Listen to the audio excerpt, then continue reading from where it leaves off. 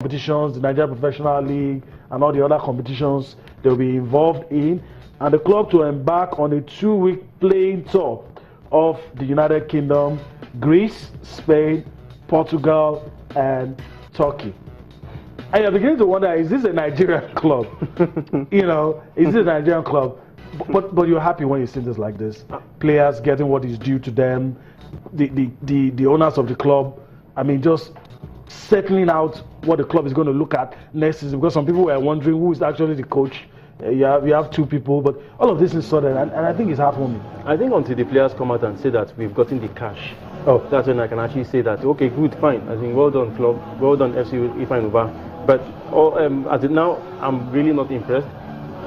23 players and more sharing 10 million naira. you're wondering, shouldn't it be 10 million naira to one player?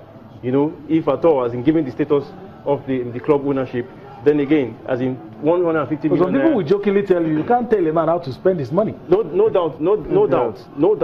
But 150 million naira for preparation ahead of this, as in you're asking yourself, how far would that go? What exactly is it for bus trips, for boat trips, or for air flights? But don't by Nigerian standards, should we not be celebrating this? By Nigerian standards. By Nigerian standards. By Nigerian, I don't personally. For me, I wouldn't celebrate that. Okay. I wouldn't celebrate that because. Okay, maybe celebrate is not the word now. Should we not be happy about this? Players getting their due. If we clubs embarking on foreign trips, bringing the international bite to it. All of these things.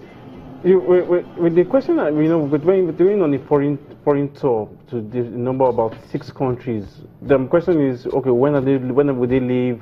They're expected to stay 2 weeks. Is it going? What is going to be the expected outcome of this whole tour? From a market analysis point of view, okay, how much is going to be expended? What impact would this? Definitely, we know that an immediate impact should be that they should be well prepared for the league season next year. But nonetheless, it shouldn't be.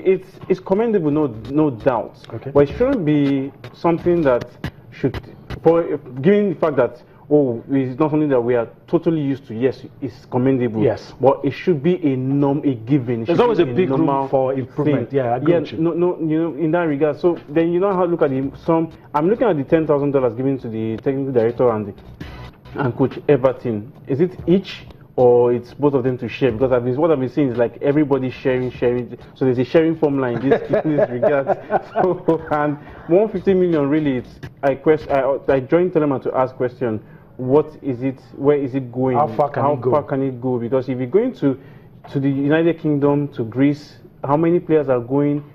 The coaching crew, is that going to be enough? You really need to ask. When Ifeanyi seated in the CAF Confederations Cup, are they going to be playing clubs from Greece, Spain, Portugal, UK, or are we playing clubs from Africa? Okay. So where exactly should the priority for tour be?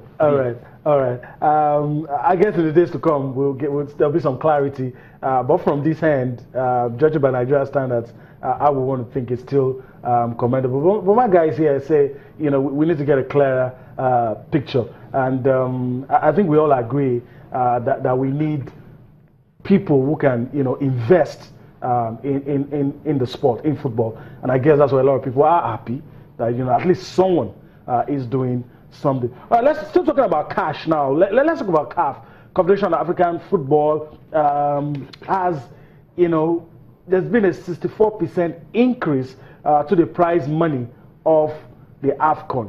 Not just the AFCON now, talking about the CAF Champions League, the CAF Confederations Cup, and even the CHAN.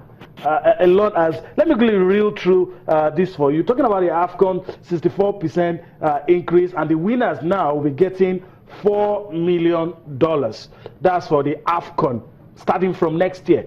And the winner of the Champions League previously got 1.5 million, but now it has been increased by 1 million. So the winner now gets $2.5 million. You talk about the CAF Confederations Cup, was less than $1,660,000 660,000 was what they were getting. Now it's going to be $1.25 million. And for the Chan, which was $750,000 before, it's now going to be $1.25 million. And I think this is good. It's an improvement. They could have done better, but it's an improvement. Don't it?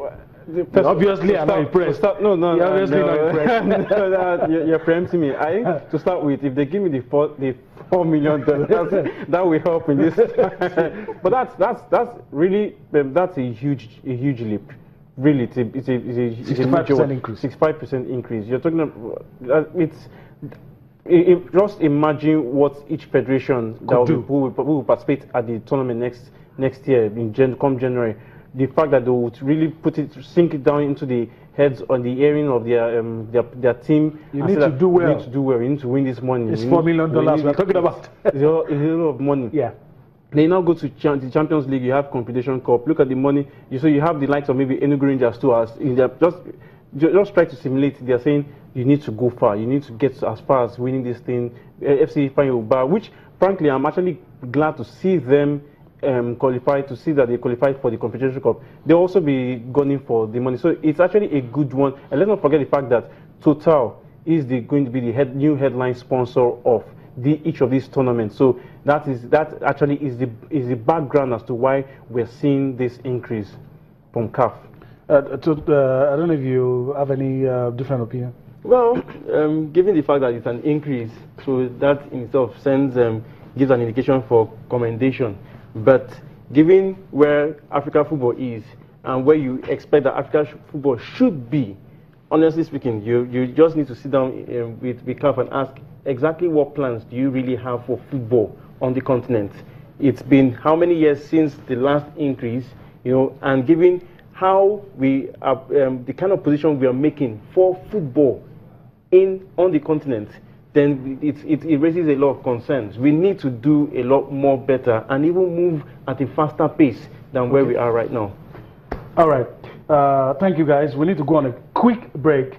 There'll be more for you on Sports Tonight.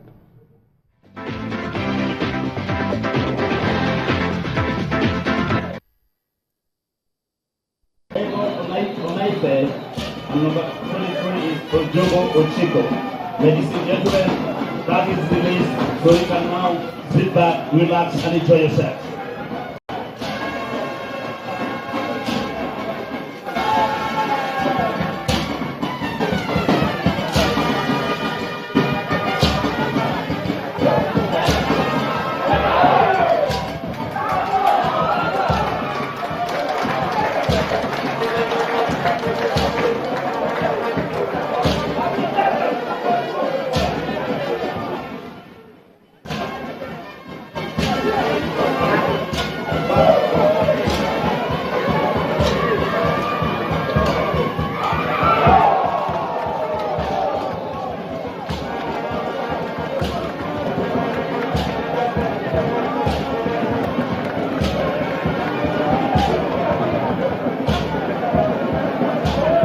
Distinguished ladies and gentlemen, we are coming to West Stadium at Reverend the First Row, and it's coming from the youngest boys.